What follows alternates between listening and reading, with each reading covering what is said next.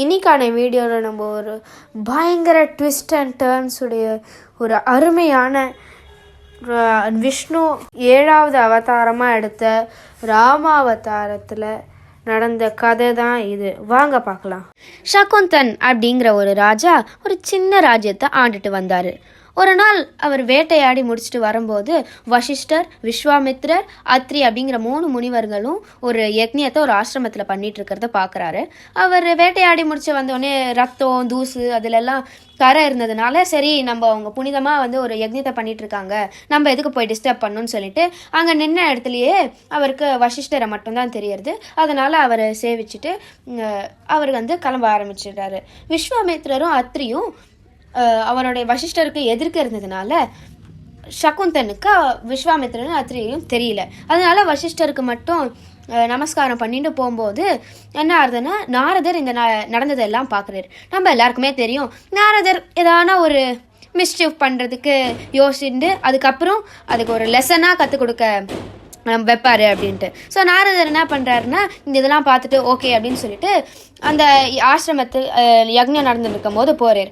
முடிச்சது பிறகு அத்ரியும் விஸ்வாமித்ரரையும் கூப்பிட்டு, ஓ பெரிய முனிவர்களே, சகுந்தன் நீங்கள் வந்திருந்தான், நீங்கள் அவனை பார்க்கலையா? அவன் வசிஷ்டருக்கு மட்டும் நமஸ்காரம் பண்ணிட்டு போயிட்டான், உங்களை அவன் மதிக்க கூட இல்லை, உங்களுக்கு போவே பண்ணலை, வசிஷ்டருக்கு மட்டும்தான் பண்ணான் அப்படின்னு சொல்லிட்டு சொல்லும்போது அத்ரி சொன்னார், இல்லை நான் வசிஷ்டருக்கு எதிர்க்க உக்காண்டிருந்தேன், மேபி அவனுக்கு தெரிஞ்சிருக்காமல் இருந்திருக்கலாம், என்ன தெரியாமல் இருந்திருக்கலாம் சகுந்தனுக்கு, அதனால மேபி அவன் நோட்டீஸ் பண்ணாமல் இருக்கலாம் அப்படின்னு காமா சொல்கிறார்.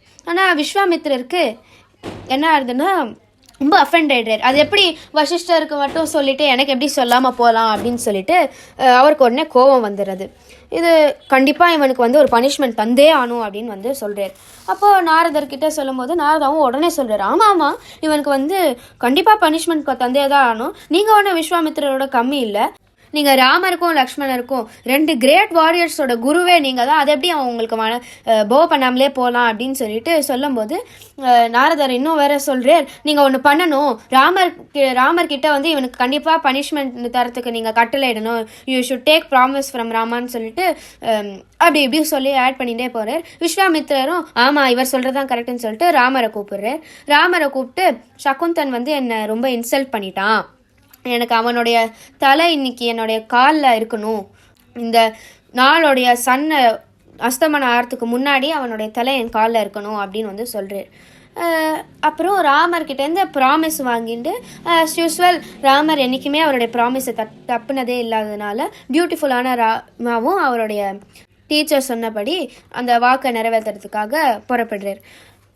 இது நடந்துட்டு இருக்கிற நேரத்தில் நாரதர் உடனே சகுந்தனுடைய ராஜ்யத்துக்கு போய், சகுந்தா நீ என்ன பண்ணியிருக்க தெரியுமா, உனக்கே நீயே உன்னை ஒரு ட்ரபிளில் மாட்டின்டுக்க, ராமா த கிரேட் வாரியர் உன்னை இன்னைக்கு சூரியன் அஸ்தமனம் ஆகிறதுக்கு முன்னாடி உன்னுடைய தலையை விஸ்வாமித்ரர் காலில் ஒப்படைக்கிற மாதிரி சத்தியம் பண்ணியிருக்கேன், ராமா எப்போவுமே சத்தியத்தை மீற மாட்டேர், உனக்கு தெரியும், இது உன் லைஃபுக்கே ஆபத்து, நீ எங்கேயானா போய் ஒழிஞ்சிக்கோ, இன்னைக்கு நீ கண்டிப்பாக அஸ்தமர்த ஆகிறதுக்கு அப்புறம் இன்னைக்கு ஃபுல் டே நீ கண்டிப்பாக பொழைச்சே ஆகணும் அப்படின்னு நாரதர் சொல்லிட்டு முடிக்கும்போது சகுந்தன் சொல்கிறார், ஓ நாரதா நீங்கள் தான் எனக்கு வழி சொல்லணும், இதுலேருந்து எப்படி தப்பிக்கிறதுன்னு எனக்கு தெரியல, நீங்கள் தான் இந்த டிசாஸ்டர்ஸான நியூஸை நீங்கள் தான் எனக்கு சொன்னேன், அதனால் எனக்கு எதனா வழி இதுலேருந்து வெளியே வர சொல்லுங்க அப்படின்னு சொல்லும்போது நாரதாருக்கு இதுதான் தேவை. ஸோ அதனால் என்ன சொல்கிறேன்னா, இந்த பாரு சகுந்தா, நீ என்ன பண்ண, ஹனுமாரோடைய அம்மாவான அஞ்சனாவை தேடிப்போ, அவகிட்ட அவனுடைய பையனான ஹனுமானை உனக்கு ப்ரொடெக்ட் ஷீல்ட் பண்ண சொல்லு, without mentioning the name of the person, யார்கிட்டேருந்து நீ காப்பாற்றிக்கணும் அப்படின்னு சொல்லாமல் இந்த மாதிரி ஒருத்தர் என்னை கொலை முயற்சி பண்ணுறா, அதனால் எனக்கு உங்கள் பையன்கிட்டேருந்து ப்ரொடெக்ஷன் வேணும்னு மட்டும் கேளு, யாரும் நீ சொல்லாத அப்படின்னு சொல்லும் போது சகுந்தனும் ஓகே இது ஒரு நல்ல ஐடியாவாக இருக்குன்னு சொல்லிட்டு என்ன பண்ணுறேன்னா ஓடி போகிறார் அஞ்சனா கிட்ட போகும்போது என்னென்னலாம் நடந்ததோ அதை சொல்லி, எனக்கு இந்த மாதிரி ஹனுமார்கிட்டேருந்து ப்ரொடெக்ஷன் வேணும், அவர் தான் என்னை காப்பாற்றணும், இன்றைக்கி ஒருத்தர் இந்த சூரியன் அஸ்தமனம் ஆகிறதுக்கு முன்னாடி என்னை கொல்லணும்னு ஒருத்தர் ப்ராமிஸ் எடுத்திருக்கா, நான் எப்படியாவது தப்பிச்சே ஆனும் அதுலேருந்து சொல்லும்போது அஞ்சனாவும் சரி யாரும் என் பையனை மிஞ்ச முடியாது, நான் ஹனுமானை உன்னை ப்ரொடெக்ட் பண்ண சொல்கிறேன், அவன் எப்போவுமே என்னை டிஸ்டர்பே பண்ண மாட்டான், நீ வந்து ஜாலியாக போ அப்படின்னு சொல்லும்போது அஞ்சனா கிட்டே சகுந்தன் சொல்கிறேன், இல்லை நான் போகிறதுக்கு முன்னாடி நீங்கள் எனக்கு சத்தியம் கொடுத்து தான் ஆகணும், அப்போ தான் நான் நம்புவேன் அப்படின்னா அஞ்சனாவும் என்ன சொல்கிறேன்னா சரி ராம நாமத்தின் மேலே சத்தியமாக ஹனுமான் கண்டிப்பாக உன்னை ப்ரொடெக்ட் பண்ணுவான், தைரியமாக போயிட்டு வா அப்படின்னு சொல்லி சகுந்தனை அமுச்சு வைக்கிறா. சகுந்தனுக்கு இப்போ ஒரு ரிலீஃப் வந்துடுது. ஹனுமான் வந்து சுனாஸ் ஹனுமான் கம்ஸு அஞ்சனா வந்து என்ன இந்த மாதிரி சகுந்தனை வந்து நீ ப்ரொடெக்ட் பண்ணியே ஆகணும் அப்படின்னு சொல்லும்போது கண்டிப்பாம்மா நான் வந்து ப்ரொடெக்ட் பண்ணுவேன் அப்படின்னு சொல்லிட்டு சகுந்தனை பார்க்க போகிறேன். இப்போ சகுந்தன் கிட்டேருந்து நான் உன்னை கண்டிப்பாக காப்பாற்றுறேன் சகுந்தா, இப்போ யார்கிட்டேருந்து காப்பாற்றணும்னு நீ சொல்லு அப்படின்னு சொல்லும்போது சகுந்தன் சொல்கிறேன் ராமர்கிட்டேருந்து தான் நீங்கள் என்னையே காப்பாற்றணும் அப்படின்னு சொல்லும்போது ஹனுமானுக்கு ஒரே ஷாக் எடுத்து. ஏன்னா அவர் தீவிர பக்தி, ராமருடைய தீவிர பக்தி, அவர் எப்படி ராமரே எதிர்த்து நிற்கிறதுன்னு சொல்லிட்டு ரொம்ப ஆச்சரியமாக ஆயிடுது. அப்புறம் அவர் ஒரு நிமிஷம் உட்காந்து தியானம் பண்ணும்போது தான் தெரியறது நாரதர் என்னென்னலாம் நாடகம் ஆடிருக்காருன்னு. சரி அப்போ என்ன சொல்கிறாருன்னா சகுந்தன் கிட்ட நீ ஒன்று பண்ணு, நான் சொல்கிற வரையும் ராமநாமத்தையே ஜபிச்சுண்டுரு அப்படின்னு சொல்கிறார். சகுந்தனும் அவர் சொன்னபடி ராமநாமத்தை ஜபிக்க ஆரம்பிச்சிடுறார். இப்போ ராமரோ தன்னுடைய குருக்கு அளித்த வாக்கை நிறைவேற்றியே ஆகணும்னு சொல்லிட்டு ஸ்ட்ரபனாக இருக்க, சகுந்தனோ யார் தன்னுடைய தலையை எடுக்க வராரோ அவருடைய நாமத்தையே ஜபிச்சுட்டு இருக்க, ஹனுமரோ தன்னுடைய ஸ்மரணமாக நினச்சிட்டு இருக்கிற ராமருக்கு எதிராக போர் புரியணும். இந்த சுச்சுவேஷன் டெட் லாக்ல இருக்க, இந்த லாக் எதை உயிராக கொண்டு எது கீயாக கொண்டு ரிலீஸ் ஆகுது, நாரதர் நம்மளுக்கு என்னதான் சொல்ல வரே இந்த நாடகம் மூலயமா அப்படிங்கிறத நாளைக்கான வீடியோவில் பார்ப்போம்.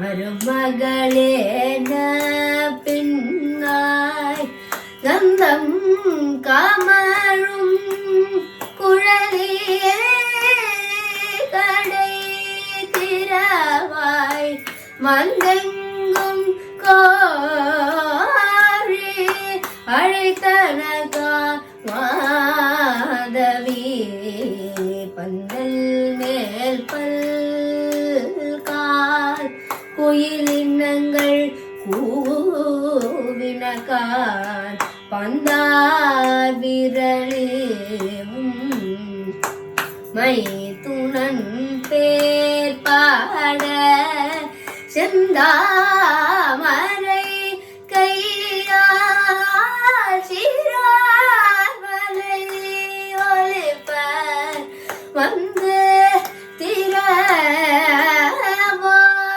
மகிழ்ந்தேலோரும் பாவா.